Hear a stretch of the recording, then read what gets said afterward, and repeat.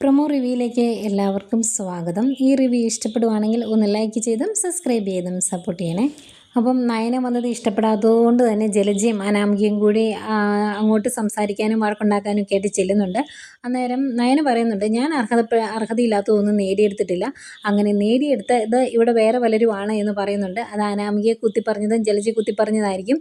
അതുകൊണ്ട് തന്നെ അത് കേൾക്കുന്ന അവർക്ക് ഇഷ്ടപ്പെടുന്നില്ല. നയന പോയി കഴിയുമ്പം ജലജ പറയുന്നുണ്ട്, ഇനിയിപ്പോൾ അവൾക്ക് അഹങ്കാരം കൂടും. കാരണം അവൾ ഇവിടുന്ന് പോയതിന് ശേഷം ഒരുത്തൻ പോയി കാല് പിടിച്ചിൽ കൂട്ടിക്കൊണ്ട് വന്നത്, അപ്പോൾ അഹങ്കാരം നമ്മൾ കാണണം എന്നൊക്കെ ഇങ്ങനെ വിഷമത്തോടെ പറയുന്നുണ്ട്.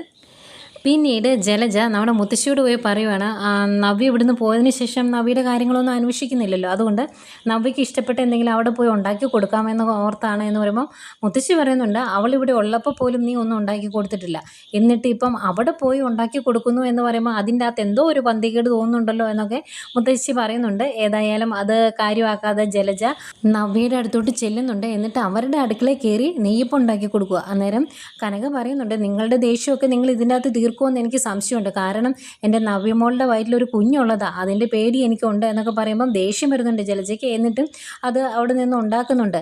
ഇനിയിപ്പോൾ ഇവിടെ എന്താണ് സംഭവിച്ചത് നയന വന്നപ്പം എന്നറിയാൻ വേണ്ടിയാണോ വന്നതെന്നറിയില്ല. ഏതായാലും ഇതൊക്കെയാണ് പ്രമോ വിശേഷങ്ങളായിട്ട് കാണിച്ചത്.